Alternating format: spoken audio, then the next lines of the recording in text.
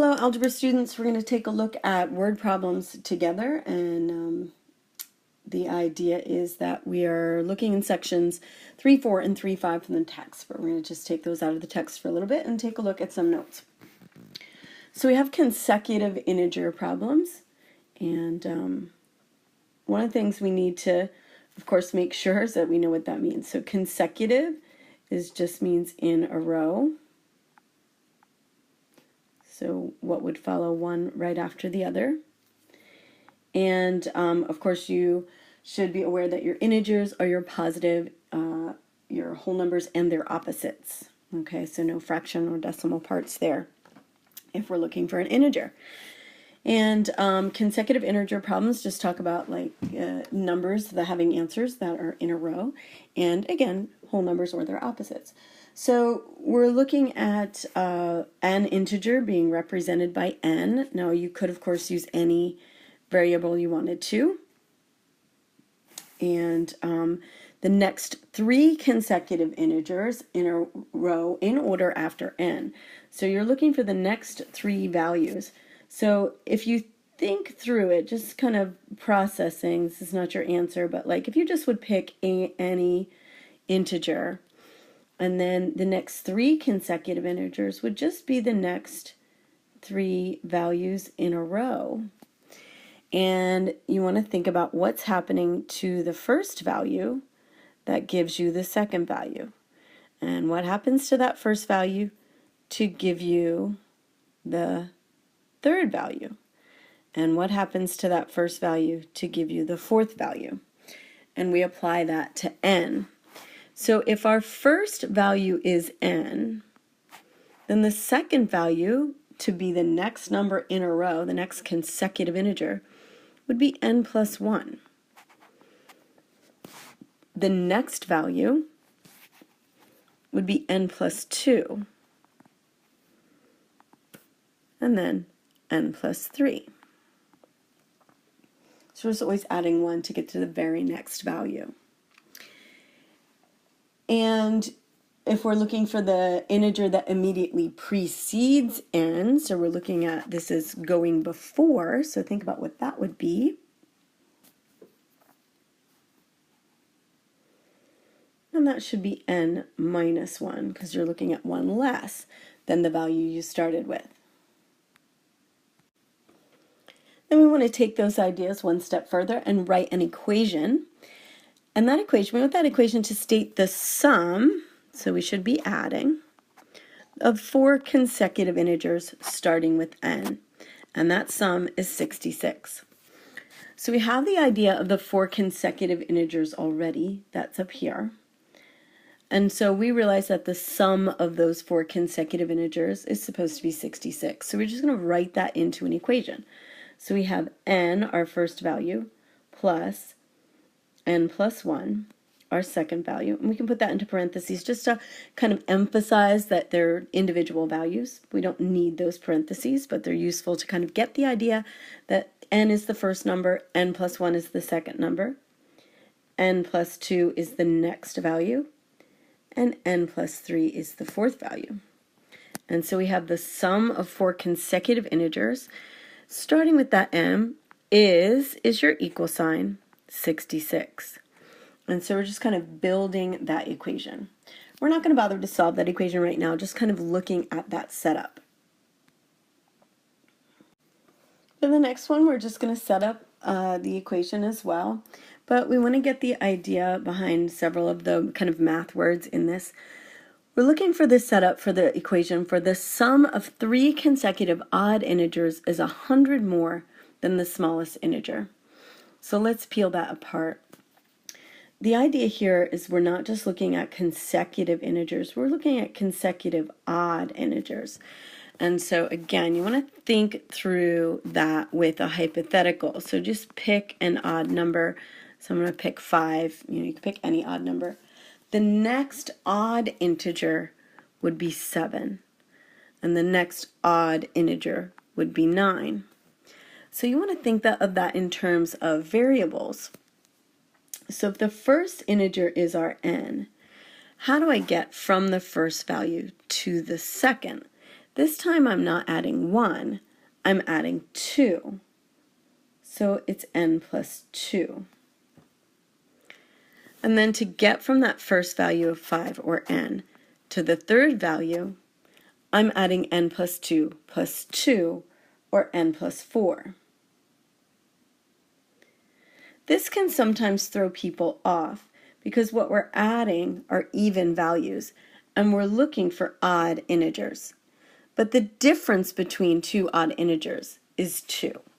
So you've got to kind of keep in mind that it's not about whether what you're adding is odd or even, but what you're ending up with. Then we're going to build the equation. So we're looking at the sum of 3 consecutive odd integers is. So I'm going to build my sum first. So my sum of the 3 consecutive odds is n plus n plus 2 plus n plus 4. And again, we don't really need the parentheses, but they're useful to kind of see how each integer is separate. Now the sum of those 3 consecutive odd integers is, that's my equals to, 100 more than, remember that more and less than come after a value, so I like to put them behind, the smallest integer, and the smallest integer is n. So we've built our equation.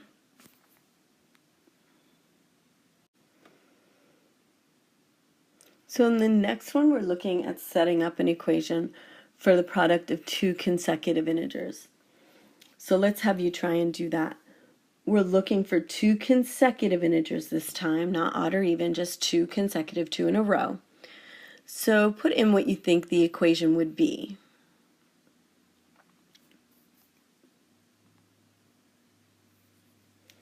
So our first consecutive integer is n, or you could use x, whatever variable you want. And the second consecutive integer in this case would be just adding 1, because it's just the next integer in a row. Product tells me to multiply. So I'm going to take n times n plus 1. Now this time we do need the parentheses, because we need to make sure that we're multiplying the product and we're multiplying n times the entire quantity of n plus 1.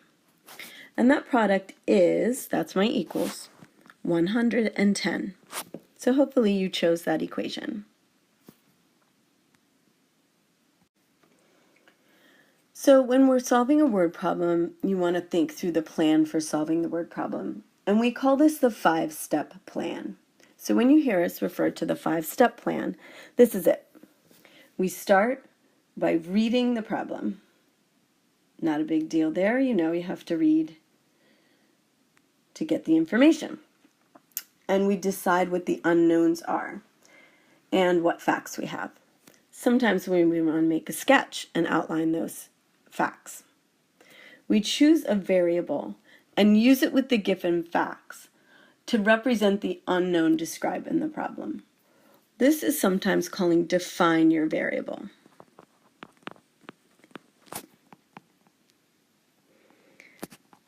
And this is where, when we start writing things down, we'll say like x equals something, and not necessarily the value of x, but like x equals the number of miles we're looking for, or x equals the integer we're looking for. So we're defining what we're looking for and what our unknowns are. We make sure that we reread the problem, and then we write an equation based on that information. Then, of course, we want to solve the equation and find all the unknowns. So you want to make sure that you're answering the question you've been asked. And then check your result with the words of the problem and give your answer. Lots of times the answer should be in sentence form, especially if you're given a word problem.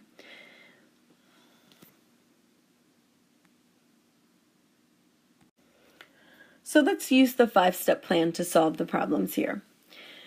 We read the problem carefully and decide what the unknowns are. Find 2 consecutive integers such that the smaller of the 2 is 8 less than twice the greater. What are the integers? So we're reading, And we choose a variable to decide what our unknowns are, to say what our unknowns are. And we're looking for two consecutive integers. So here's where we're going to define our variables. So I'm going to make n equal to my first integer. I'm just using the symbol for integers there, so I don't have to write it out. And then two consecutive integers means that the second value that I'm looking for is just going to be one more than the first. So n plus 1 is my second integer. This is me defining my variables, saying what I'm looking for, and using it to say that when I write my equation, what does the n stand for, or what does my variable stand for? Then I'm going to reread the problem and write my equation. Find two consecutive integers such that the smaller of the two, so the smaller of the two, that's going to be n, is, that's my equal to, 8 less than, remember less than goes behind, twice the greater. So that's got to be twice, and the greater value is n plus 1. Now I want to make sure I take twice the whole value of the greater number, so I put that n plus 1 in parentheses. And that is my equation. This time, we're going to solve the equation. So we want to make sure that we distribute the 2. I would combine my like terms on the right-hand side.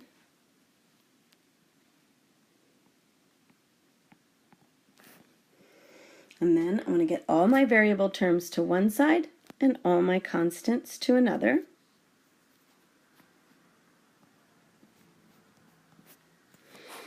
And I get the opposite of n is equal to -6, so definition of opposites there, n is equal to 6. Now I reread and I want to make sure I check that I have my results. Now I got n is 6, but I'm looking for two consecutive integers. So I have to make sure I answer the question. So the integers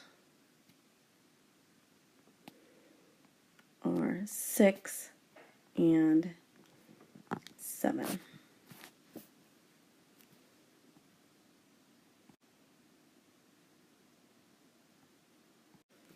So looking at number 5, again, we just want to go through that 5-step process. Read the problem carefully. The largest of 3 consecutive even integers is 3 times the smallest. What are the integers?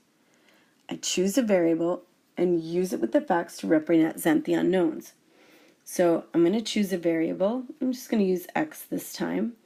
And because I'm looking for integers, 3 integers, I'm going to say that x is my first integer.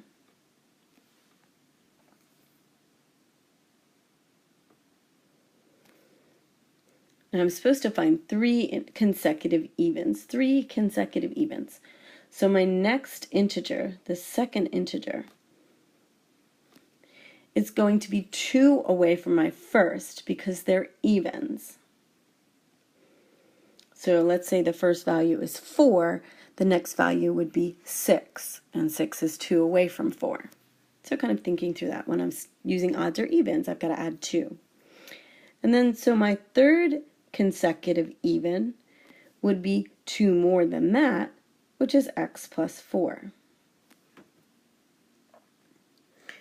All right, then I reread and write the equation. The largest of 3 consecutive even integers. Well, the largest one would be x plus 4.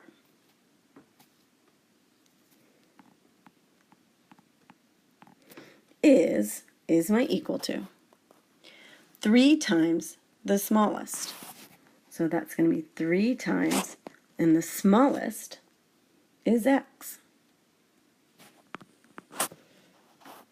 So I've written my equation, then I solve. Get my variables to one side and constants to the other.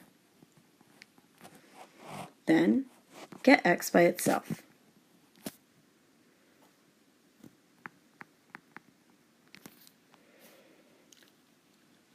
I solve the equation and find my unknown, and then check your results with the words of the problem and give an answer. So if I've got 3 consecutive evens. It's good I found an even answer. So I would say the integers are 2, 4, and 6.